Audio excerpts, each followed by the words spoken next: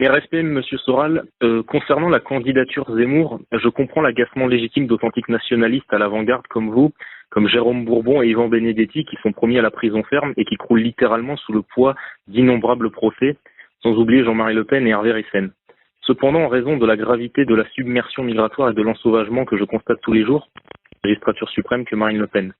Pour moi, voter Zemmour revient à choisir le moindre mal. Voilà, je ne sais pas si vous voulez commenter cet avis. Merci pour votre travail et que Dieu vous garde. Bah là, on dirait que cette question a été posée exprès pour que je puisse encore enfoncer le clou.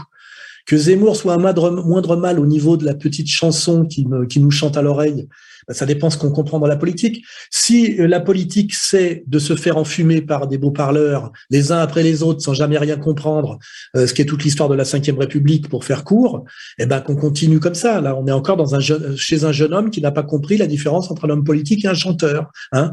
Donc Zemmour chante à son oreille une petite musique qui lui fait du bien. Oui, comme un baume, hein, voilà.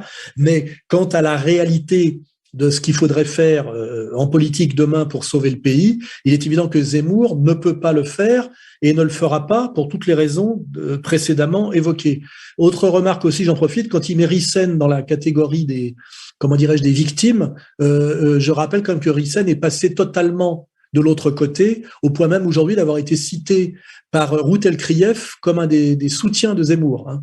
Alors comment Ryssen a pu passer du grand spécialiste de la question J à soutien de Zemmour? Eh ben, l'explication, c'est 9 mois de prison ferme.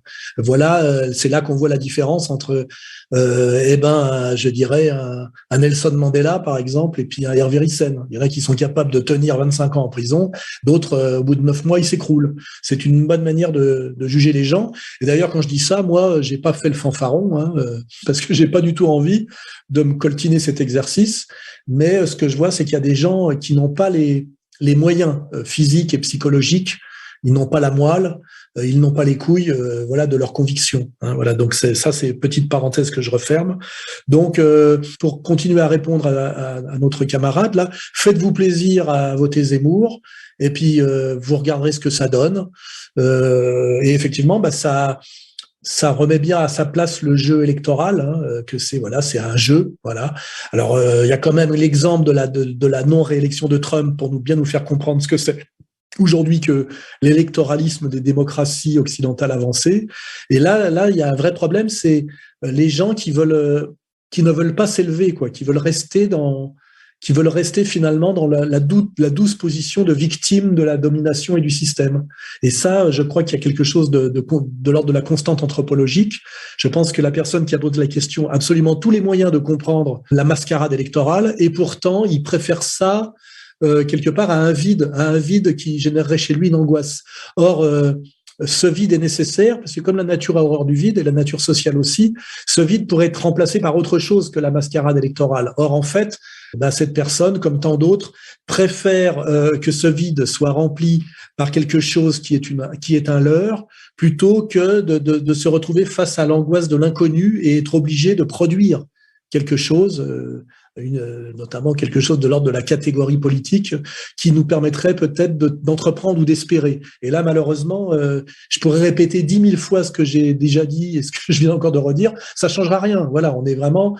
les gens ont besoin de la mascarade électorale, comme ils ont besoin peut-être des jeux télévisés, voilà. Et c'est là où le système est fort, malheureusement, parce que le système connaît la psychologie collective, connaît la médiocrité des foules, puisqu'il est de l'essence même des gens moyens d'être moyens, et en moyenne, les gens sont moyens, et le système ne joue pas sur les marges, hein, sur les élites, sur les extrêmes. Il joue sur les masses. Et voilà, c'est pour ça que Zemmour a toutes ses chances de réussir en politique. Hein. C'est le constat que je fais.